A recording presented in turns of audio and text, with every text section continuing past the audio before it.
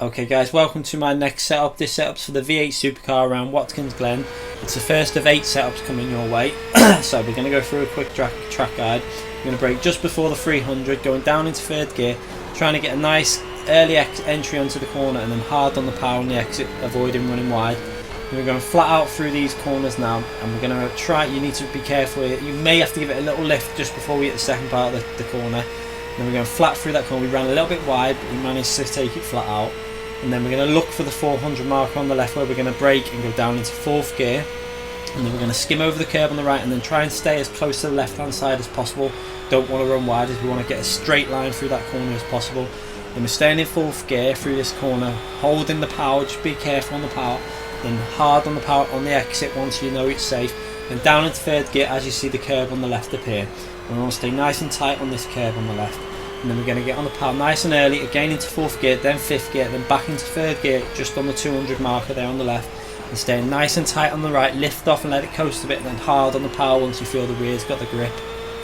Okay, so now we're heading into the right hander, where we're going to go into 5th gear and then back down into 3rd gear just before the 300 board on the left. And we're going to stay nice and tight in on the apex again, and then hard on the power. You can get a lot of grip from this corner if you get on the power at the right time.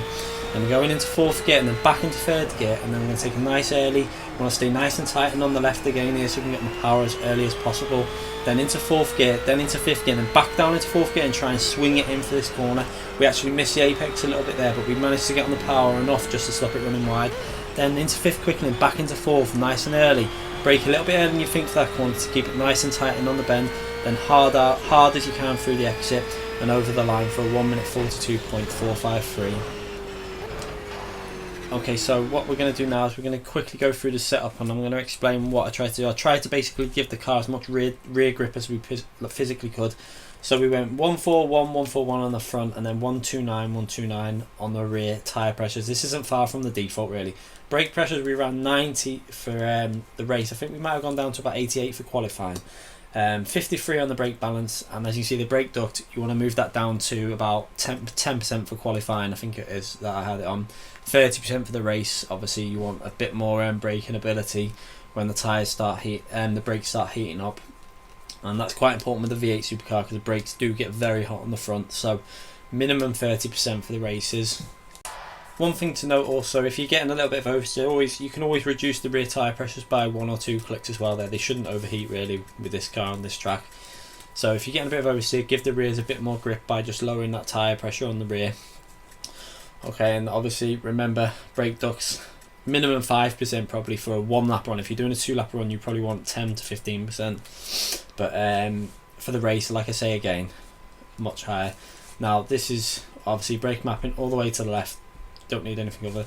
Now the gearing I had on 3.70 for Watkins Glen, and I'm not sure if I moved the 6th gear slightly, but just take note of the numbers there so you can see. In the radiator for the race 17% was fine.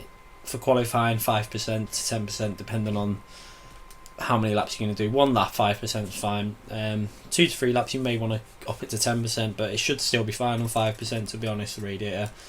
But for the race, again, minimum 15% probably you'll get away with, but I upped it to a 17 just to make sure, I think. Now the bump stops I lowered quite a lot for Watkins Glen. Other tracks are totally different, but Watkins Glen I went down to 5, very low on the bump stop, seemed to provide a lot of stability. And the slow bump, we made sure the rears were always softer as much as we could through the setup, just so you're giving as much grip to the rear end as possible. I basically made the suspension to give all the grip to the rear, because the car for me turned in very well anyway. From what from when I was using it, it seemed to turn in really well. It didn't really have any issues with turning, so we tried to give as much grip to the rear end as we could. As you can see here, we've basically gone softer all the way through the setup. Ride height, slammed it as low as I could for this track, as much grip through the corners as possible basically. And again, suspension stiffness lower on the rear, not so much as other tracks I've found. I could actually run it a little bit closer to equaling out than other tracks I've been doing, but again, rear suspension still lower though than the front suspension for stiffness. You may want to up it a bit more if you're feeling it's a little bit oversteery up the front a little bit to provide a bit more understeering to it. Sway bars, I think they were pretty close to what the default was. Caster angle, I think I moved it up to 6.0, and then I found that putting the camber angles a little bit further to the left than the front camber angles, so moving them one click over or all in a straight line pretty much gives you a very nice balanced handling. I always put the toe in to minus 0.0. I just find it really a nice way of having the car, and then put the rear toe angle to 0.4. It just seems to handle really nice for me when I do that, and that's what I'd have that as. I wouldn't run the standard, what it tells you as standard personally. Now downforce for this track, definitely 0-10, and the weight bias I put on 55%. This is because I put a lot of the grip on the rear. You can afford to then run the weight bias in the middle, which gives you a nice front end. With the downforce, you need to really be able to push the car through the corners with 0-10. That's how I've run this setup for Watkins, because I could really push the car through the corners. Then 0-10. There was only really one straight that you're going to gain from low downforce anyway. So 0-10 for me was the way to go around there. And that's the setup for it. I'll quickly run through the force feedback, but as usual, there's no changes in the force feedback. Okay, and as usual, I'll leave you with a quick replay from the CV cameras. And make sure you leave a like and a subscribe if you've liked this video, and also any comments. I do try and reply to as many as I can, so if you've got any questions, feel free to ask away. Thanks for watching, guys, and I'll be back soon with another V8 setup.